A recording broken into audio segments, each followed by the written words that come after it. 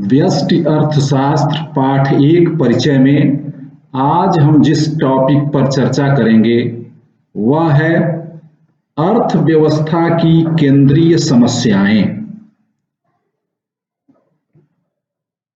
आप हम सब जानते हैं कि उत्पादन के जो साधन हैं वह अत्यंत सीमित हैं। अतः सीमित साधनों के कारण सभी अर्थव्यवस्था में चयन की समस्या उत्पन्न होती है। चाहे उसके आकार, स्वरूप तथा विकास का स्तर कुछ भी हो, अर्थव्यवस्था अमीर हो या गरीब हो, विकसित हो या विकासशील हो, पूंजीवादी हो या समाजवादी हो या अन्य प्रकार की हो, इन समस्याओं का समाधान खोजना पड़ता है। अर्थव्यवस्था की 3 प्रमुख केंद्रीय समस्याएं हैं। नंबर 1, क्या और कितनी मात्रा में उत्पादन करें। नंबर 2, उत्पादन कैसे करें। और नंबर 3, उत्पादन किसके लिए करें। अब हम पहली समस्या को देखते हैं। क्या और कितनी मात्रा में उत्पादन करें। जितनी भी अर्थव्यवस्था है उनके पास वस्तुओं और सेवाओं के उत्पादन के लिए सीमित संसाधन हैं। वस्तुएं 2 प्रकार की होती हैं। एक पूंजीगत वस्तुएं और दूसरा उपभोक्ता वस्तुएं। संक्षिप्त में हम इन दोनों वस्तुओं के बारे में थोड़ा जान लें। पूंजीगत वस्तुएं क्या होती हैं। पूंजीगत वस्तुएं वे वस्तुएं होती हैं जिनका प्रयोग कर हम अन्य वस्तुओं का उत्पादन करते हैं और इनसे आय भी प्राप्त करते हैं, जैसे प्लांट और मशीनरी। प्लांट और मशीनरी पूंजीगत वस्तुओं के अंतर्गत आते हैं। दूसरा है उपभोक्ता वस्तुएं। उपभोक्ता वस्तुएं वे हैं जिनसे हमें प्रत्यक्ष संतुष्टि प्राप्त होती है, जैसे अनाज, दूध, फल, सब्जी, टीवी, फ्रीज, मोटरसाइकिल इत्यादि। सीमित संसाधनों से सभी वस्तुओं का उत्पादन नहीं हो सकता। अतः यह समस्या उत्पन्न होती है कि वस्तु की कितनी मात्रा में उत्पादन करें। अर्थव्यवस्था को संसाधनों के आवंटन की समस्या का सामना करना पड़ता है।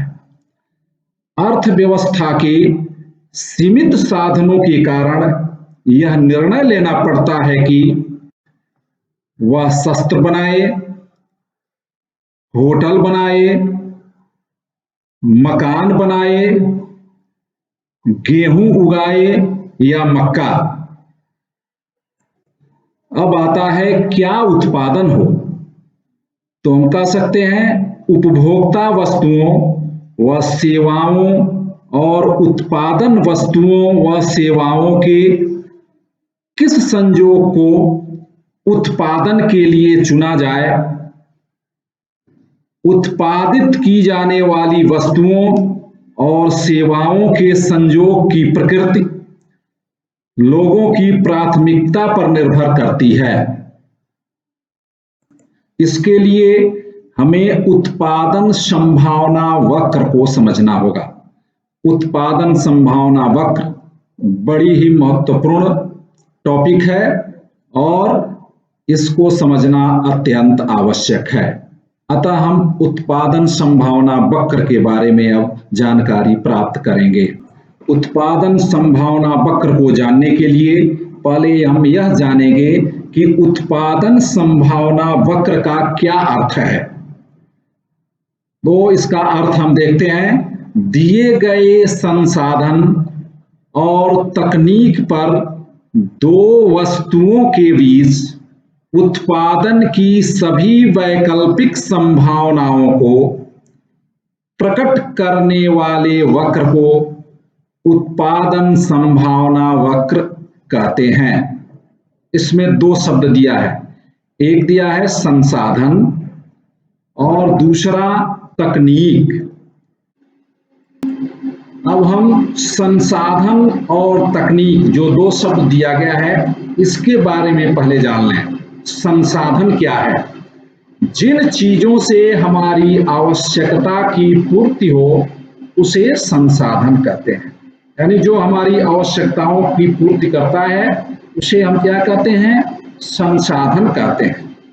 दूसरा तकनीक, काम करने के तरीके को तकनीक कहते हैं। हम किस तरीके से काम कर रहे हैं उस काम करने के तरीके को हम तकनीक कहते हैं। उत्पादन संभावना वक्र में केवल दो वस्तुओं की वैकल्पिक संभावनाओं को प्रकट किया जाता है। यानी उत्पादन संभावना वक्र पर जब भी हम चर्चा करेंगे तो केवल दो वस्तुओं का प्रयोग उसमें किया जाता है और इसमें जो संसाधन होते हैं उनको भी स्थिर रखा जाता है और तकनीक को भी स्थिर रखा जाता है। यानी उत्पादन संभावना वक्र को समझने के लिए न तो संसाधन को घटाया जा सकता है न बढ़ाया जा सकता है और न तो तकनीक को और सुधारा जा सकता है और न ही उसको कम किया जाता है। यानी जो भी संसाधन है वह रहेंगे, जो तकनीक है वही रहेगी और वैकल्पिक संभावनाओं को प्रकट करने के लिए दो वस्तु रहेंगे, न तो दो से कम और न ही दो से अधिक। अब हम उत्पादन संभावना वक्र को समझने के लिए उत्पादन संभावना तालिका सबसे पहले बनाएंगे और उसी के माध्यम से हम उत्पादन संभावना वक्र को समझेंगे। माना कि हमारे पास 50 एकड़ जमीन है, इस पर हम गेहूं और मक्का का वैकल्पिक प्रयोग द्वारा इसे समझेंगे। यानी इस पर उत्पादित गेहूं और मक्के के द्वारा हम उत्पादन तालिका को नीचे समझेंगे और जानकारी प्राप्त करेंगे। या नीचे उत्पादन संभावना तालिका बनी हुई है, यह है संभावना A, B, C, D और E।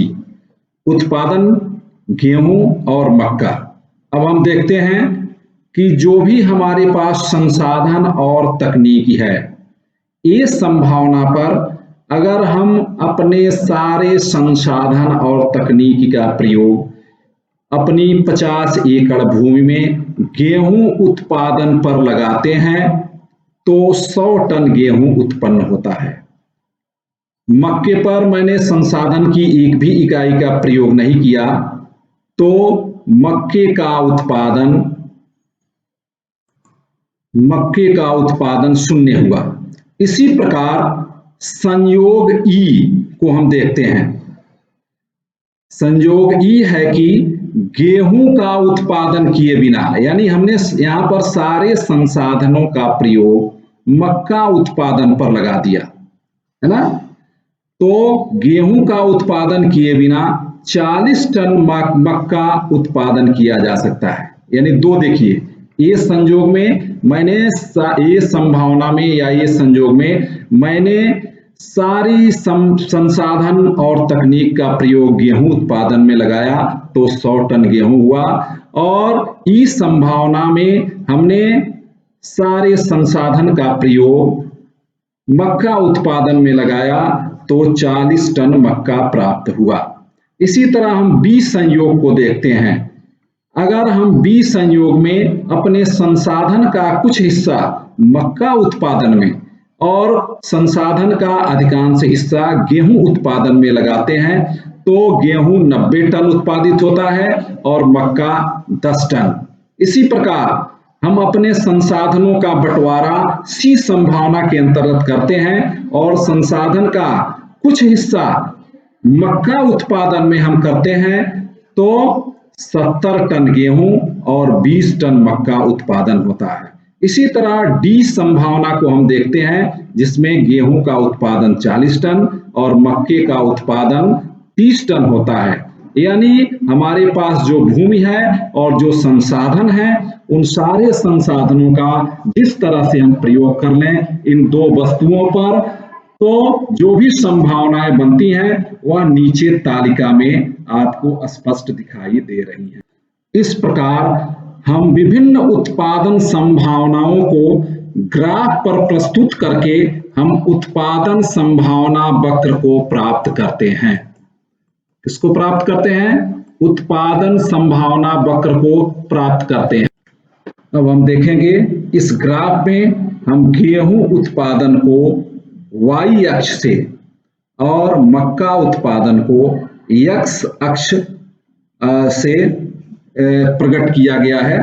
अब यहां देखते हैं, देखिए अगर संसाधनों का हम केवल गेहूं उत्पादन में प्रयोग करते हैं तो वह 100 टन होता है, और यहां पर देखिए अगर हम पूरे संसाधन को मक्का उत्पादन में प्रयोग करते हैं तो उसका उत्पादन 40 टन होता है। यानी ए और ई को इस बिंदु से दर्शाया गया है। अब अन्य जो संभावनाएं हैं, यानी हम गेहूं उत्पादन से हटाकर कुछ संसाधन को मक्का उत्पादन पर ले जाते हैं, तो गेहूं उत्पादन में कमी आती है और मक्का का भी कुछ उत्पादन होता है, जिसको हम इस ग्राफ के द्वारा प्रदर्शित कर रहे हैं, और यहाँ पर 20 संभावना हमें प्राप्त होती है। इसी तरह हम अपने संसाधन का प्रयोग फिर दोनों में अलग अलग हिस्से में बांट देते हैं, तो गेहूं का उत्पादन कम होके 70 टन हो जाता है और मक्के का उत्पादन 20 टन होता है, जिसको हम सी संभावना से प्रदर्शित कर रहे हैं। इसी प्रकार फिर मैं अपने संसाधनों का बंटवारा करता हूं, तो जो संभावना प्रकट होती है वह होती है 40 टन गेहूं का उत्पादन होता है और 30 टन मक्के का, जो डी संभावना को व्यक्त करता है।